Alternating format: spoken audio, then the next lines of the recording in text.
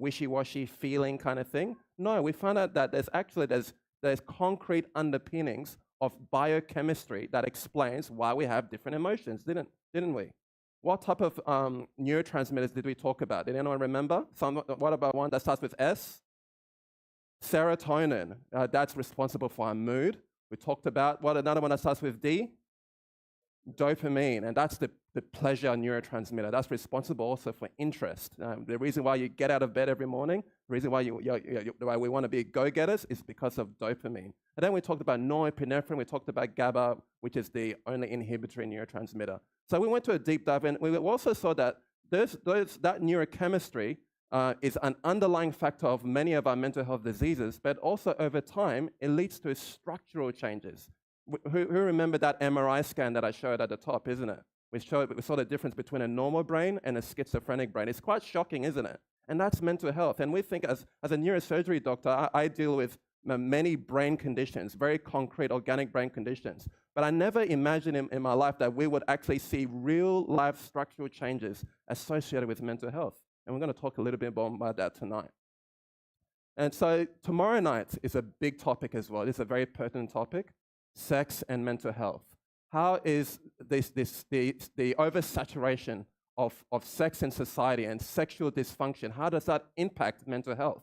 Surely with all this like overstimulation and this bombardment, surely that must have an effect on our mental health, surely. So we're going to talk a bit more about it tonight. You don't want to miss this. I encourage you to, if you feel that it's appropriate, bring your children along as well. We're not going to be going into grotesque details or anything like that. We're just going to go into the neurochemistry, okay? So bring your children as well. It's going to be applicable to everyone. And also, my colleague, Dr. Ravi at the back there, he's going to be talking about building healthy habits. Over the course of the week, we're going to be learning about very practical things. But a lot of these practical things, they take time to apply. It's not always easy to apply all this at once. There's a lot of information. We're going to go into a deep dive into the science of applying good habits. What are the habits of successful people? And what is the neurochemistry of how we can be successful in applying those habits? So that you don't want to miss that. And then after that, the two big R's, relationships and resilience. You can't have relationships without resilience. You can't have resilience without having good relationships to support you. So you don't want to miss that. And it's dealing with emotional intelligence. You know, emotional intelligence, when it comes to success in life, is more important than IQ. I'm sure many of us are aware of that. So we're going to be talking about that. And then one of my favorite topics, avoiding cognitive decline. Guys, you know, as the Australian aging population gets worse, it's going to become a big, big issue. In fact, it already is. There are people who are struggling to find nursing homes for their loved ones, even right now. What is it going to be like in 10, 20 years' time with the epidemic in mental health? Because last night, what did we say? We said that for those who have depression in their 20s and 30s, they are 3 times likely to have depression and Alzheimer's in their later life. Isn't that shocking? Isn't that shocking? So we're going to be talking about that. And then our final night, we don't just want to be overcoming our the mental health challenges that we have, but we want to be conquerors. We want to have purpose. We want to have growth. We want to reach for the stars. We want to thrive, not just surviving. So that is the topic of that final night, and you don't want to miss that. It's going to be very inspiring. So the topic of tonight, digital brain. Before I continue, I'd like to say a warm thank you to Aitkenvale Church for having us here today to present this topic. And it's a customary here that we have a word of prayer. So I'd just like to invite you as to bow our heads as we pray. Heavenly Father, great God of the universe, thank you, Lord, that you care about our physical and mental health as much as our spiritual health. Give us the wisdom and the knowledge that you want us to have so that we can thrive. We ask this in the name of your Son, Christ Jesus. Amen. All right, the digital brain, minimizing the risks of the digital age. So, why do we care about this? The thing is, when it comes to the concept of digital media, it's more than just a lifestyle choice.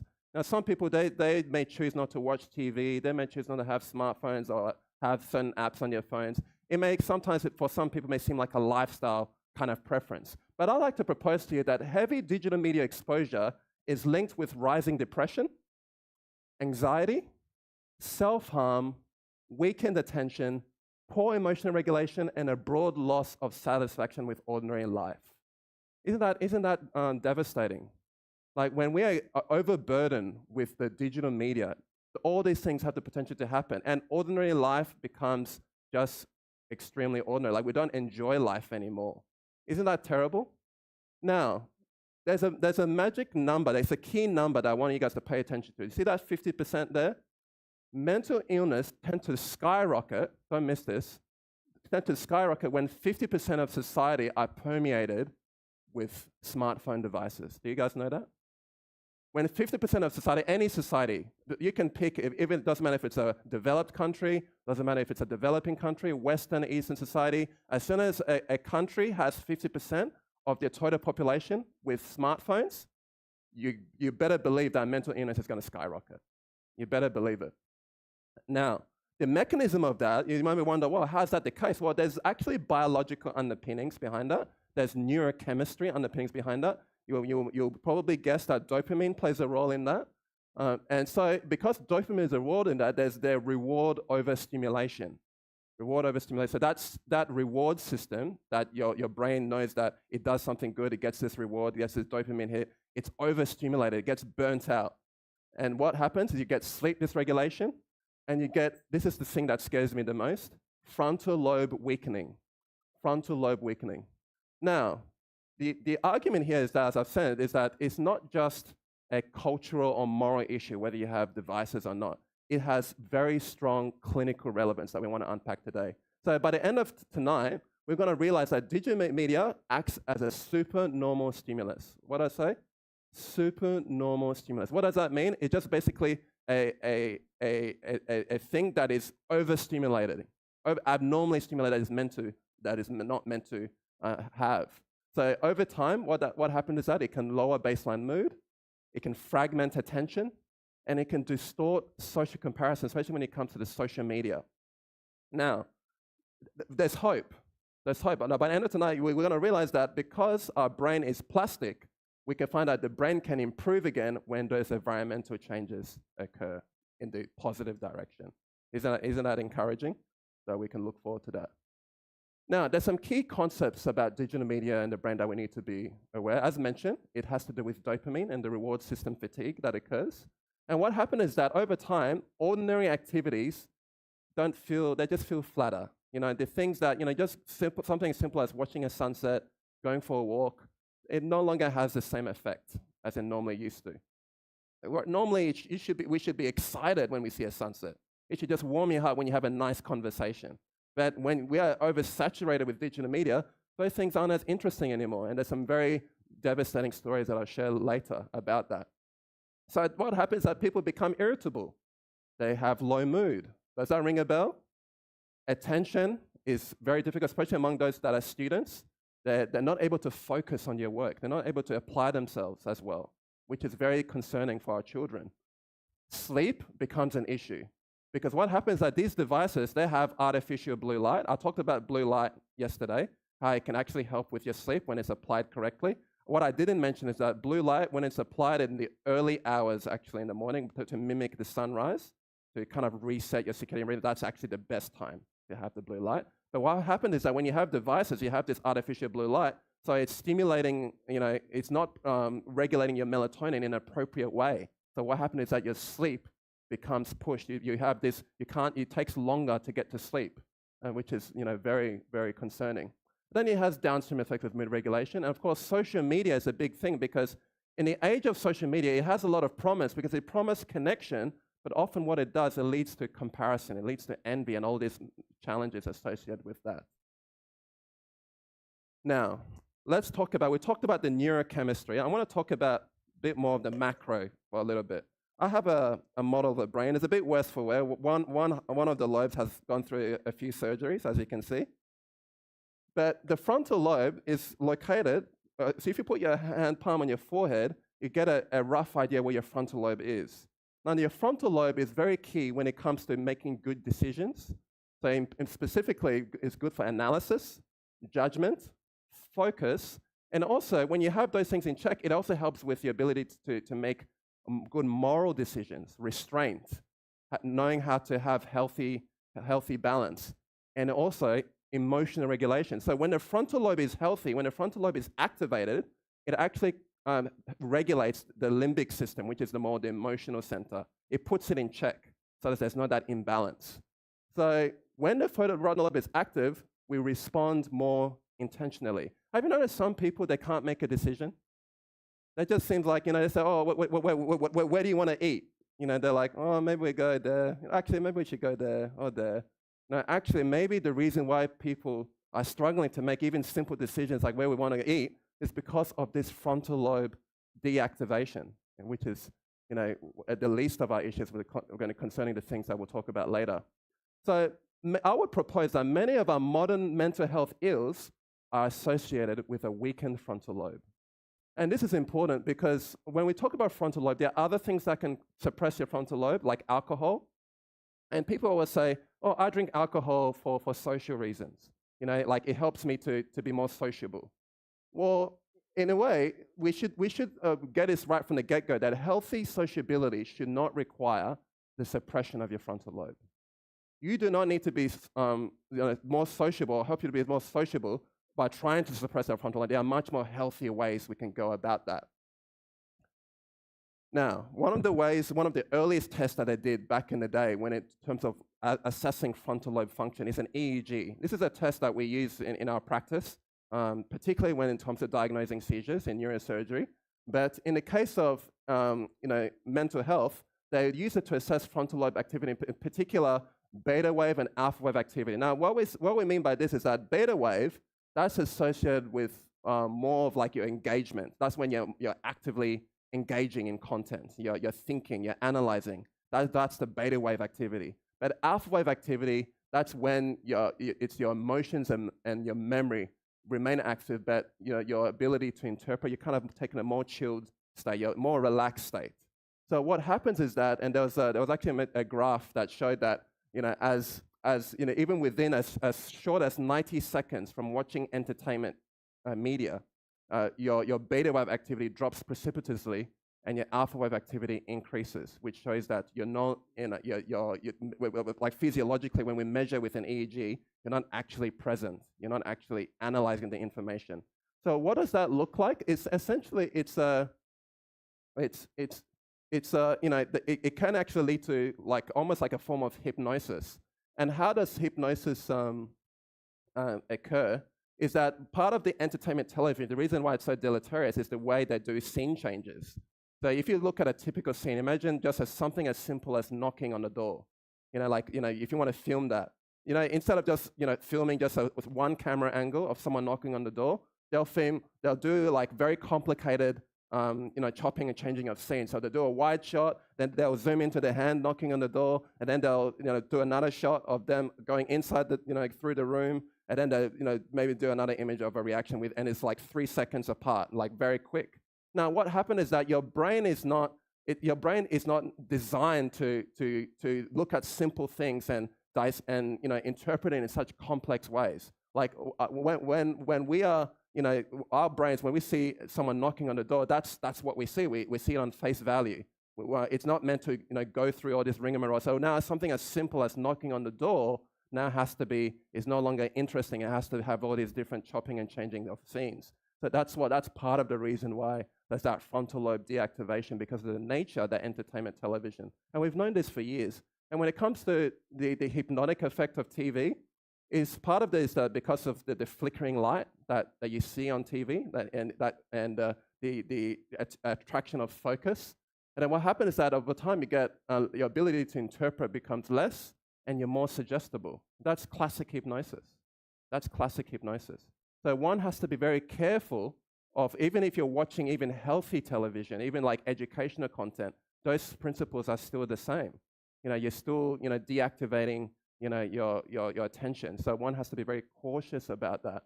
And one of the things that one of my heroes, Dr. Ben Carson, had a very similar experience about TV when he grew up. His mother, he grew up in a poverty-stricken area of Detroit, and his mother, single mother, to keep ends meet, she would have multiple cleaning jobs.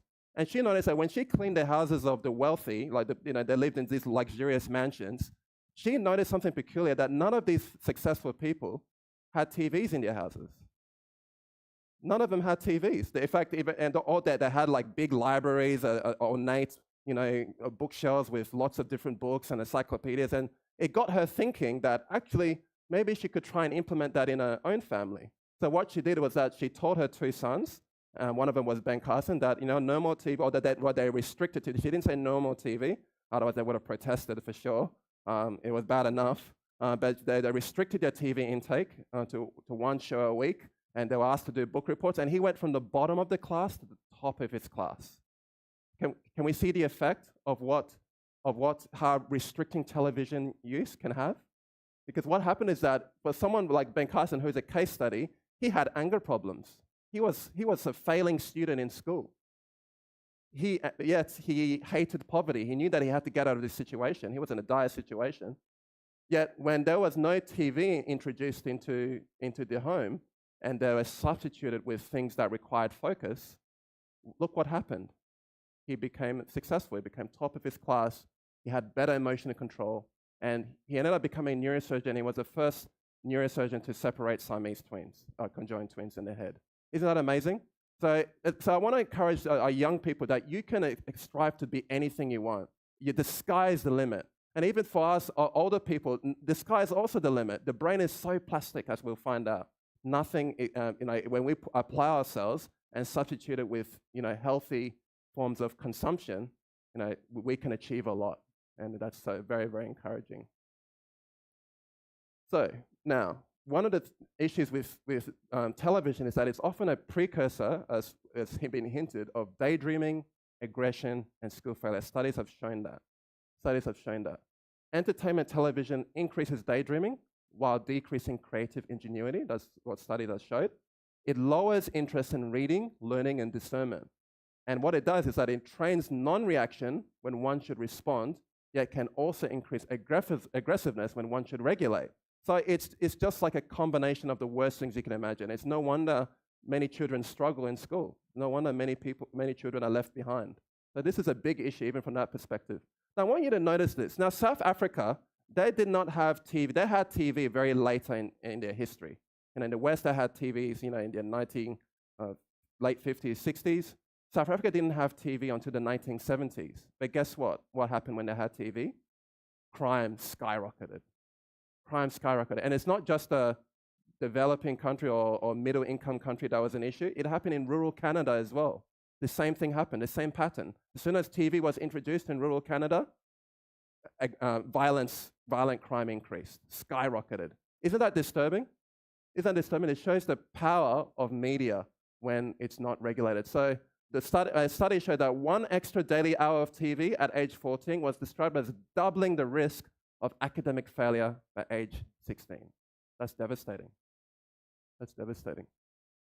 Now, we've talked about TV. Now we've entered into the smartphone era. Now, this is a game changer for the worse. Now, passive TV, has now become something that we can carry in our pockets in an always digital world. Now, when it comes to smartphones, the reason why it goes back to the bare bones. We talked about dopamine last night, didn't we? It goes back to the bare bones, the underlying neurochemistry. What makes smartphones so dangerous? Well, I'll tell you why. Because what happened is that, let me set the background, is that when smartphones were introduced, people actually thought that it would be a benefit, because at least unlike TV, where you can't really, there's not much choice, smartphones, you kind of have the power of choice, where you can, pick what you want to see, what you want to be educated by. But actually, it had the opposite effect. So much so that and part of the reason why it had the opposite effect is that the brain, apart from all the functions that are talked about already, in terms of the executive function, the emotional function, the autonomic and all the different nervous system that it controls, it's actually also a monitoring system in terms of bare bones. It's a monitoring system, so it's very good at picking up things and very good at trying to be aware of its environment. So that's part of the challenge why they didn't realize that smartphones would have such a big impact. Now, the problem with smartphone is that unlike a TV, you always have it by your side. Like at least with a TV, you can leave the room and go on with your day. Whereas a smartphone, you always have it with you, so you're doomed basically. You're doomed. So that's part of the challenge that we have to deal with. Now, this is actually an official diagnosis, an official disease in the mental health kind of volume that we see here. Technology addiction is officially in the DSM-5 criteria of mental health diseases. Do you know that? That's an official disease. The same way that depression isn't a disease, anxiety is a disease. Technology addiction is officially a category in and of its own right. So it's a real addiction-like disorder, the same way that alcoholism is an addiction. Very much the same way, except you can argue that it's worse. Now, the reason why is that, what happens is that using text or email, so these are the symptoms. What's showing here is the symptoms of technology addiction. So one of the symptoms is that you use text or email instead of face-to-face interaction, which would have been more appropriate. So you see of stories of people where they're literally on the other side of just the other room and they're texting each other. It's like, hello, you can just come together and chat, and, cutting short family or friend time in order to tend to the device. They're kind of going away, not less social, giving up outdoor, meaningful activities, being behind at work, school or homework, and becoming anxious when separated from the phone for only a few hours. Can we relate to that? You can relate to that, hey? Now, it's the number one addiction in the world, and it's only getting more serious. Now, this is the kicker. There was a very interesting graph, but it's illustrated in the raw figures there. There was a study that looked at self-mutilation among girls under 25 years old. What did they find? Notice the data. In 1993, self-mutilation was under 1%. How great is that? Less than 1%. Okay, anything is terrible, but less than 1% is a relatively small number compared to what we have these days. So look at it slowly creeped up, but then there's a massive jump where it was 26%. Now, how did it go from 4% in 2007 to 26% in 2014? Who knows what it is now? What was the driving factor? What changed? What happened between 2007 and 2014 that could have had an impact? It was the smartphone. Because when was the smartphone introduced? When did it become popular? We had the BlackBerry, there was other, but then it was the smartphone, where Apple started to release their products. That correlates very well with a sudden jump in self-mutilation. Isn't that devastating? Isn't that devastating? So something major did indeed change, and that was the introduction of smartphones. Now, remember that 50% that I mentioned? No, there was a study. No, so that data that I showed, that was in America, but they also did similar studies in Kenya. And like I said, whenever there's 50% introduction of smartphones, they see a rapid rise in mental illness and suicide. A rapid rise in mental illness and suicide. So what that shows is that this is not like an affluence issue. This is not, so it does not discriminate. It does not discriminate. It doesn't matter if you're wealthy, doesn't matter if you're whatever, a different, in the developing part of the world, it does not discriminate. Each and every one is being affected as soon as smartphones are introduced. And what surprised them was that because, Kenyans are known to be very resilient, and so they thought that it wouldn't affect them as much. But actually, it had very similar devastating effects. Now, dopamine overstimulation, we talk about this, but I wanted to hit this home, is that what happened is that the reason why it's so addictive is that it introduces novelty. Like, we've never had a device that has everything in your palm, right? Like, it's got information, it's got your maps, it can make phone calls, you can do emails, and there's these notifications that pop up. Never has there been a device that is so intrusive in our lives.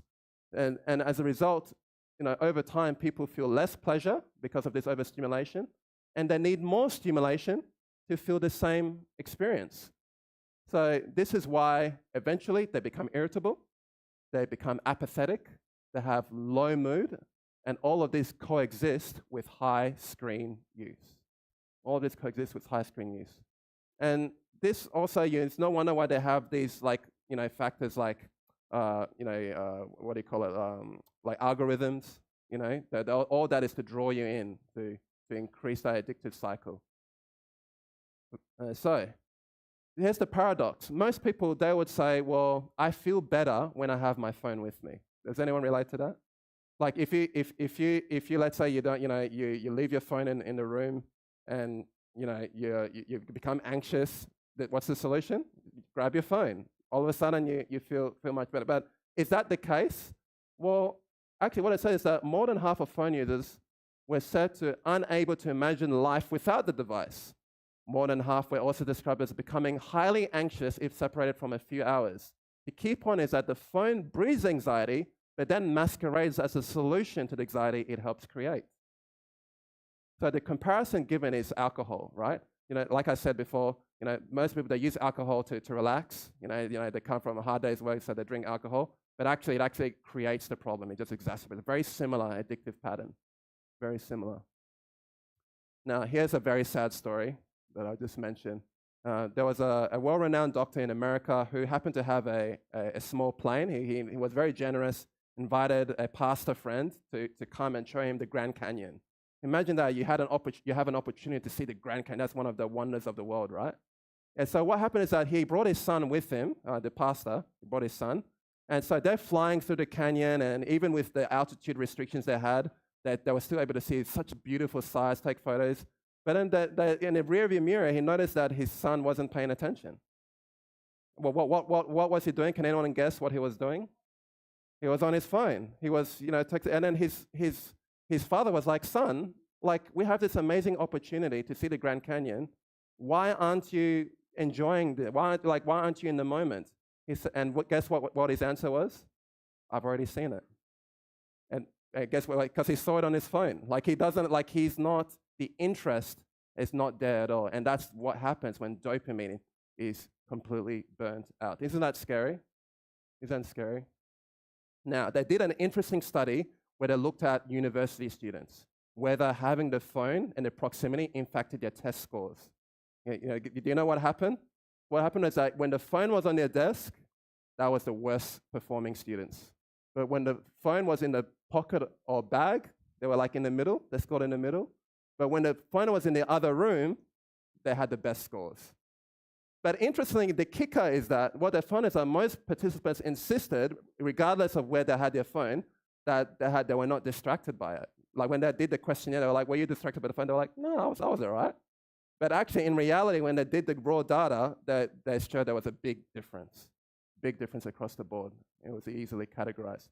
So as phone proximity increases, brain power decreases. Isn't that scary? So has any of you guys heard of the 3-minute drift? How many of you guys have been succumbed to this before? So imagine like you're there, you want to check maybe like a message from someone, or like you want to look for something on Facebook Marketplace for something specific. Next minute, you're going and you're being distracted. You got distracted by this advert there, and the next minute you're looking up other things. And next minute, like before you know what you originally came to do, actually you're no longer doing it anymore. And that's what we call the 3-minute drift. And it happens very, very abruptly. And the point is that every interruption is essentially immoral, regardless whether it's positive or not, regardless whether you need like email notifications and you think they're important. It's actually affecting your brain power.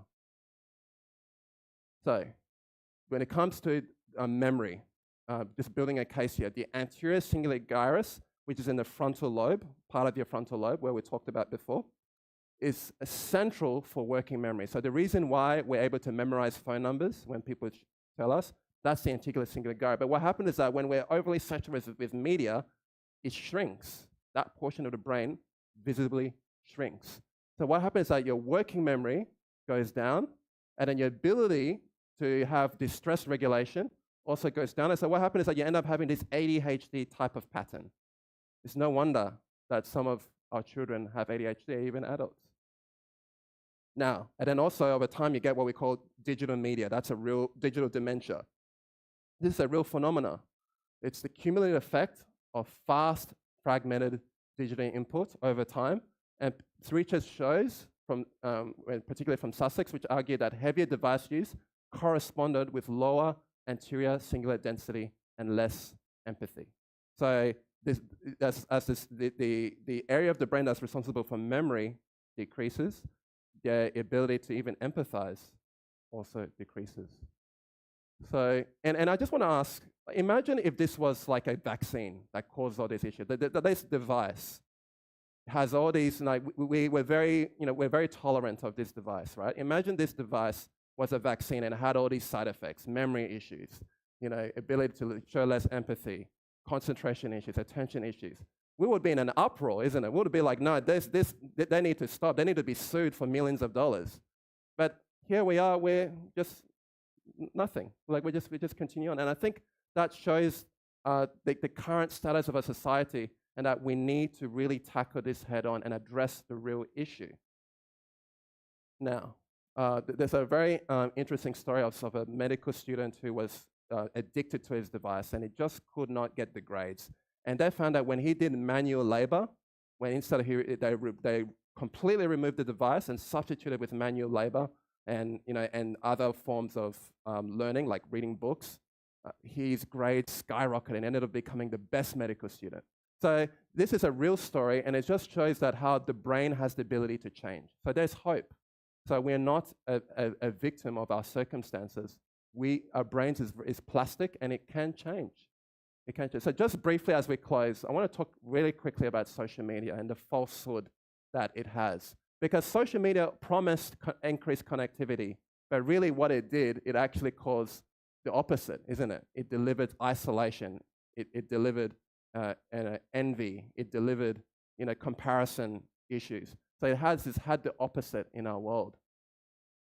So it's the isolation paradox, as mentioned. I just quickly skip through this particular story. Does anyone know where Milford Sound is? New Zealand. It's a very beautiful place, isn't it? I don't know if you've had the pleasure. Yeah, it's known as the place to go to if you go to New Zealand. It's located in the South Island. There's an interesting story of as they were going in the group. The two ladies were arguing with each other. It was a very serious argument, and the people at the back could not believe that they're in this middle of this beautiful place and they can't stop arguing for 1 second to enjoy it. But what they did is, as soon as they got to this beautiful spot, they stopped arguing. They started taking selfie, it's like, and do special selfies. So now, meanwhile, someone in America, they're thinking, wow, they're having an amazing time. They're having a beautiful time. Isn't that devastating? Like, they think that they're having a beautiful time, but they don't realize that the context of that photo that was taken, that they were having an absolute miserable time. So as soon as they took the photo, guess what? They went back to arguing again. So things are not what they seem. Things are not what they seem. And that's the problem with social media, is that it portrays, if you edit the photo the right way, if you, put this filter and this, like, it portrays something that is actually not true, and it's actually wreaking havoc in society today. And it's causing issues with isolation, and then eventually it can actually have downstream effects with cyberbullying when certain expectations of society are not met, like we saw at the beginning. So this is a final case study that I'll show before we close. One of the dangers of the digital media, and I just have to be honest, is that there are creeps in society, isn't it? There are creeps in society. And one time a mother caught her daughter, communicating with some random person that should not be happening in an inappropriate way, no less. And she said, okay, no more phones. And do you know what she did? She jumped out of a car, in protest. So this is the extent of smartphone addiction. She saw that the phone was so vital to her well-being. She thought that life was not worth living anymore without the phone. So what did she do? She attempted her life. And that is how serious technology addiction can be when it's not tackled. But I want to just finish off with this slide on how we can fix this issue. And the treatment is simple. It's simply removing the device, going on a complete fast. We recommend 8 weeks of fasting. And as you engage in this process, people find that a lot of their symptoms improve. Okay? And then you substitute that removal with something else, with reconnection. And then the challenge is this, that after that 8 weeks, what do? Well, you have to reintroduce it in a healthier way, right? Because at the end of the day, we need our phones to survive. We need to do our day-to-day things. But some of the practical things we can do is removing those apps that aren't necessary. We don't need YouTube. We don't need TikTok. We don't need Facebook necessarily. We don't need Instagram necessarily. So for people that are, especially people that are in that very severe category, and I would even recommend, even for us, like even if you've never been in that serious situation, to go on a media fast for 1 week and see how you go. See how you go, and you'll find some interesting things will happen. You'll find more clarity. You'll find that you enjoy life more. Your dopamine will reset, and I think there's so much incredible benefits that are there. And you also find that your frontal lobe, that cortical thinking, or what we call hyperfrontality, which resolves, actually goes back. That cortex actually grows back again, which is very, very encouraging. So neuroplasticity is the key to this. Your brain is plastic. It has the potential to improve. So let us not be discouraged. Let us continue to engage in healthier habits and removing the ones that are causing deleterious effects. Okay, so just a quick summary. One of the things that we can do is to turn off push notifications. Some basic things you can do. Turn off push notifications. Turn off text and email alerts, because even that is very distracting. Turn off those alerts. Keep the phone out of sight during focused work. Like if you have something that you need to focus, just put it somewhere else. Okay? Another room is best. Maybe more practically, try and maybe answer your messages and emails all at once. And if something is truly urgent, let people come and find you rather than letting the device interrupt everything. So sometimes you need to be more aggressive about it, and I think those are the things, that some practical things we can do. So, yeah, thanks for listening, and I'm happy to answer questions.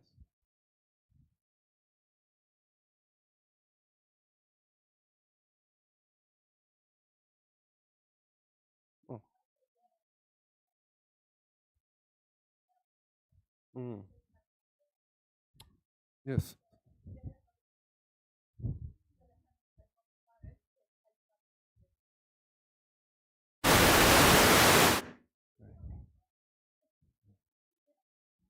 Mm. Very practical. Mm. Mm-hmm. Mm-hmm. Yeah, I think that's what wise decision. Mm-hmm. I think, okay, we'll go there and then right at the back there. Ian?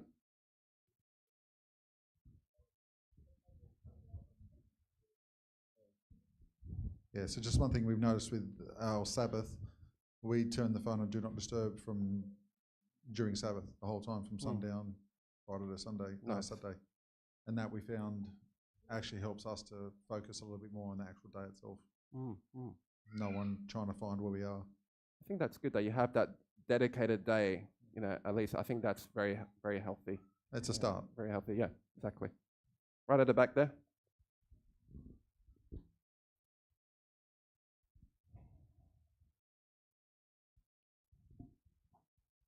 That some people said depend on how you use it. Is that true? Because sometimes, lots of people have Bible apps in their phone or hymnal or hymns. What do you think about that? I would treat it as a spectrum. So I think the ideal, and let's be honest, I'm guilty of this as well. So I like my Bible apps, I like my hymnal because it's convenient. And I think as long as we do those simple things, like turn off those notifications that are distracting, I think if we do that, that will make a big difference. Because sometimes even when you're using those apps and those, you're getting a notification from someone that grabbing your attention, it just defeats the purpose. You're reading the word and you just in the next minute there's pop up, but you're thinking anxiety comes out. Oh, maybe I need to look at that. And I know that's how I feel when that comes up. So even just looking at your settings, turn off those settings that do those notifications. You don't need to have that.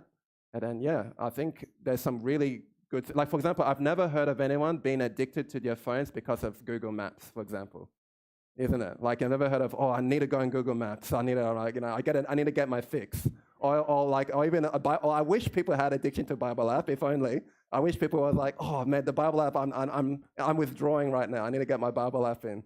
Imagine if people had that. That would be a healthy addiction. But unfortunately, most of it is because of TikTok, YouTube, and those things are so. Like I said, it's that hyper stimulation.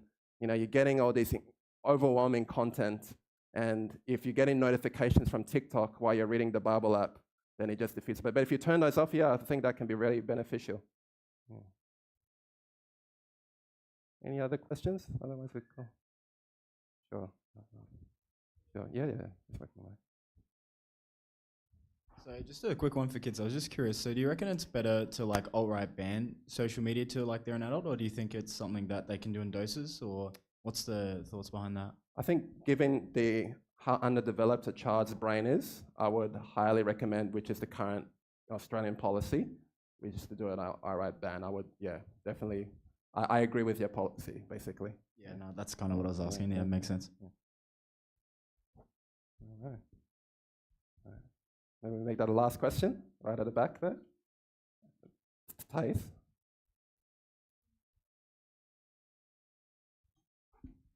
Is there any scientific proof of the difference of focusing when you're reading a book rather than the phone or something? Yeah, absolutely. There's some it's very well researched in terms of methods of learning. Watching something or like a video, it tends to be more passive. Where what studies have shown that when people engage in active learning, which is often reading, taking notes, they learn much better, much more effective. So it's very well documented in literature in terms of a learning strategy. Some people think that they can watch something and by osmosis they can absorb the information. Not really clinically, that doesn't show to be the case. It tends to be that when people engage in active learning, reading books is the best.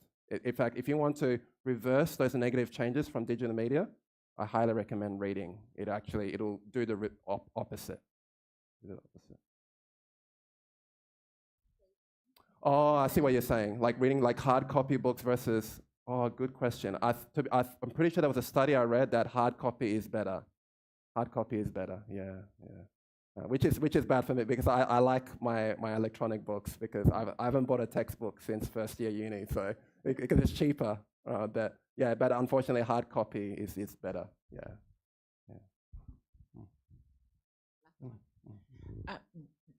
You talked about blue lights when you're watching movies. Is that same blue lights happening on the phone? Yeah, so that's a good question about blue light. There's a level, because of the spectrum of light that's emitted, there will be a part of the spectrum where there's blue light, which is the same light that our brain recognizes to produce melatonin, to regulate melatonin, I should say. It is essentially the same. So that's why when people watch movies late at night, they'll find out they struggle, even though they may feel tired, they struggle to actually get to sleep later at night. So that's why we often recommend 2 hours of from the time of watching electronic devices before you go to bed. There's some other practical things. If you're obsessed with phone, there is some filters you can put on, some blue light filters, which can actually be a good start if you really need your device during the day, which can help also throughout the day as well if you put those filters on to help not dysregulate your sleep. Last question. I have been thinking a lot of how looking or even reading from the phone affect the vision. Especially, will it create a tunnel vision, or will it make you have short-sightedness, and also the sensitivity to the surrounding to do with the vision, and will that also affect the brain too when the vision is the attention of the vision too? I don't know how to say that. Yeah, I guess intuitively it will affect your ability to build memories, like in terms of focus. So we talked about the frontal lobe, which is crucial in building new acute memories, which then has to be stored in the hippocampus. I think if your vision is affected, it's going to be harder to learn things just in practice. Therefore, indirectly. Letters. Yeah, if you're having to strain, and I don't have concrete literature to show that, but I'm just thinking intuitively it will have a deleterious effect if you're having to strain and your vision is affected and your learning capacity over time. Often, a lot of people, have to get their vision assessed and adjusted and things like that because of prolonged screen exposure over the years. I was just going to say I have actually seen studies on Oh, vision yeah. specifically for screens. So because screens use pixels, they don't have like an infinite edge. They have discrete jumps. So it's much harder for your eye to focus on objects on a screen. So your eye becomes lazy over time, and that reduces your vision acuity. And also because the images are moving across the screen, you don't have to move your eyes around to look at different objects. They're always just presented directly to your eyes. So that also weakens your eye muscles and reduces your vision there as well. And any link to that in terms of memory, in terms of like learning? Have you seen anything? Yeah, for sure. Yeah, that makes sense. All right, we'll call it a night. I want you guys to go home bright and early. Yeah, my pleasure. Okay.